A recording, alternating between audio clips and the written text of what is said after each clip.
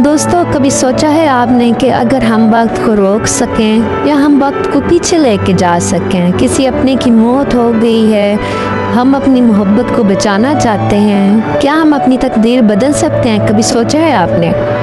अस्सलाम वालेकुम दोस्तों, मैं हूँ हूर और मैं आपको अपने चैनल यूनिकॉर्न नैरेटिव में खुश आमदीद कहती हूँ। आज हम एक ऐसा ही ड्रामा दिल को छूने वाला शुरू कर रहे हैं जिसका नाम है लवली रनर। ये के ड्रामा है और ये एक प्यारी सी माजूर सी लड़की है इमसोल, उसकी कहानी पे बेस्ड है। हम देखते हैं कि वो एक माजूर लड़की है, शुरू होता है माजूर लड़की है, दुखी है, लेकिन उसकी ज़िंदगी में जो उम्मीद की किरण है, जीने की जो उमंग पैदा करने की रोशनी है, वो है एक आइडियल के पॉप सिंगर है। उसके गाने उसकी हिम्मत बनाते हैं, उसको खुश रखते हैं, उससे ज़िंदगी में आगे बढ़ने की हिम्मत देते हैं, काम करने की हिम्मत देते हैं।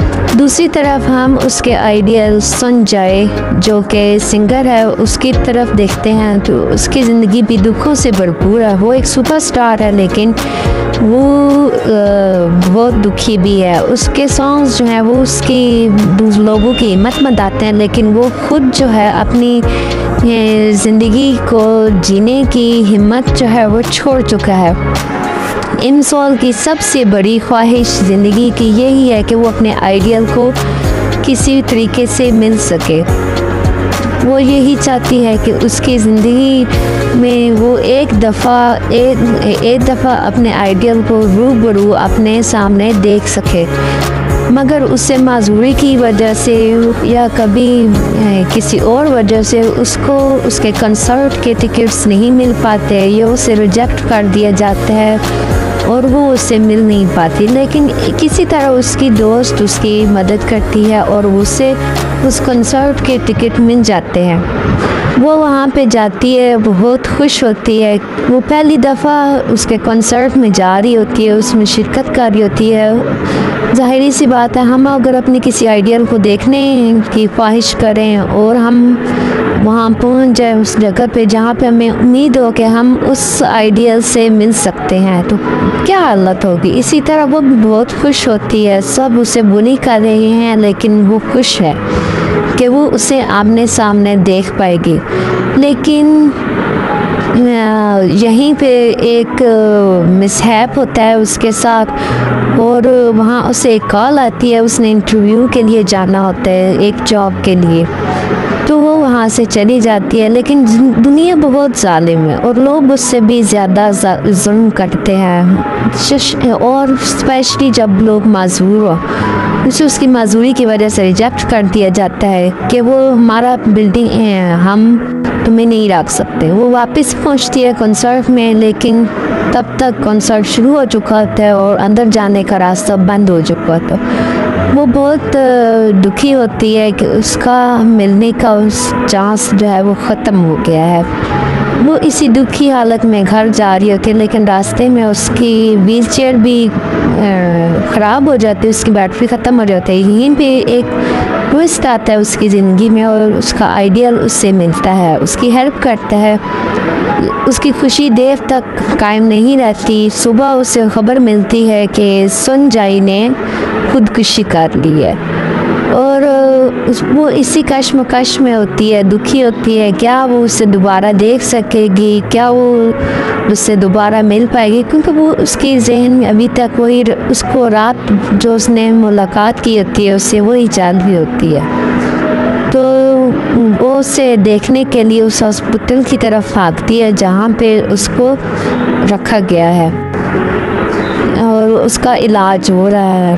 वो गिर जाती, जहाँ पे खबर आती है कि संजय ने खुदकुशी कर ली और वो मर चुका है। जहाँ पे हमारा ड्रामा जो है एक टर्न लेता है और वक्त जो है 15 साल पीछे चला जाता है, जहाँ वो अपनी क्लास रूम में उठती है। वो हाई स्कूल की स्टूडेंट है और जहाँ उसे लगता है कि शायद वो मर चुकी है या शायद ये उसका वहम है या वो कोई ख्वाब देख रही है।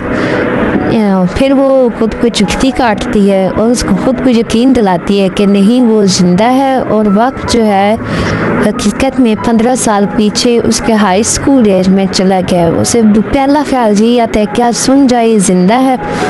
वो उस वक्त उस स्कूल में पढ़ रहा होता है। फिर वो उसके डिपार्टमेंट की तरफ जाती है और उससे ढूंढती है। फिर उसे ढूंढ कर उसे देख कर वो बहुत ज़्यादा खुशी महसूस करती है, जैसे कि उसने ज़िंदगी की हकीकत जान ली हो या उसे ज़िंदगी की बहुत बड़ी खुशी मिली है। उससे वो गले लगाती है और बहुत ज़्यादा खुश होती है। फिर घर आती है, घर आकर अपने घर वालों को देख कर भी वो इसी तरह रिएक्ट करती है, क्योंकि ये उसके लिए बहुत ज़्यादा खुशी का लम्हा होता है। वो अपने पैरों पर खड़े होकर अपने घर वालों को गले लगा रही होती है। ड्रामे में जो टाइम ट्रैवल का कॉन्सेप्ट है वो बहुत ही प्यारे तरीके से हैंडल किया गया है। इसमें कोई साइंस फिक्शन गैजेट को यूज़ नहीं किया गया, कोई भी इस तरह का अनएक्सपेक्टेड या ड्रीमी सा साइंस फिक्शन इसमें नहीं दिखाया गया, बल्कि एक इमोशनल ड्रीम को दिखाया गया है कि अगर कोई प्यारा फोत हो जाए तो हम उसे इस तरह बचाना चाहेंगे। तो ये एक फैंटेसी इमोशनल सीन है। तो फिर उसके बाद वो अपने पैरों पर खड़ी होती है, अपने पैरों को देखती है, बहुत खुश होती है। उसके बाद वो अपनी शुक्रगुजार होती है इसके लिए। फिर वो ये सोच रही है क्या वो ज़िंदगी में 15 साल पीछे वापस इसलिए आई है कि संजय को बचा सके, या वो उसकी ज़िंदगी में उसकी ज़िंदगी का हिस्सा बन जाए। वो अपने कमरे में बैठी रो रही है और खुश हो रही है। फिर वो अपने घर वालों के साथ सोती है, अपनी माँ के साथ, अपनी दादी के साथ। और वो ये चाहती है कि ये अगर ख्वाब है या इसका वहम है तो ये कभी भी ख़त्म ना हो। वो इसी में ही अपनी सारी ज़िंदगी गुजारना चाहती है, इसी ख्वाब में। और वो ये सोचकर भी खुश हो रही होती है कि अगली सुबह जब वो स्कूल जाएगी तो वो संजय को दोबारा देखेगी। अगली सुबह जब वो स्कूल जाती है तो संजय को दोबारा देखती है, उसके लिए बहुत ज़्यादा खुश होती है। इस ड्रामे में कुछ सीन्स जो हैं वो बहुत ज़्यादा दिल को छू जाते हैं, जैसा कि संजय जब उसकी हेल्प करता है, बर्फ़बारी हो रही होती है तब उससे अपनी अम्ब्रेला देता है और फिर उससे तब पूछता है कि तुम रो क्यों रही हो, तुम रो नहीं।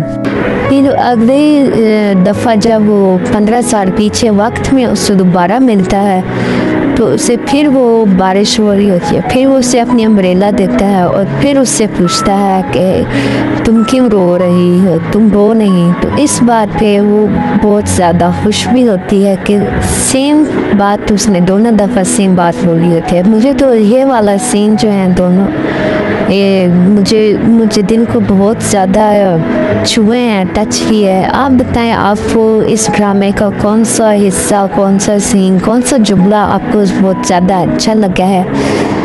तो और ये भी बताएं कि अगर आपको मौका मिले तो आप वक्त में पीछे जाके आप किसको बचाना चाहेंगे। अगली एपिसोड तक के लिए अल्लाह हाफिज़। अगर चाहते हैं कि इस एपिसोड जल्द अपलोड हो तो जल्दी कमेंट करें हाँ कब तक अपलोड करें। तब तक अपना ख्याल रखें और मुझे मेरे चैनल को भी दुआओं में याद रखें। अन्योंग सारंगे माय ऑल व्यूअर्स। आपका भी कोई फेवरेट प्ले मूवी सीरीज़ है जो आप उर्दू ज़ुबान में देखना सुनना चाहते हैं तो प्लीज़ डू कमेंट और शेयर कर दें, फॉलो कर दें। Thank you, have more blessings, bye bye.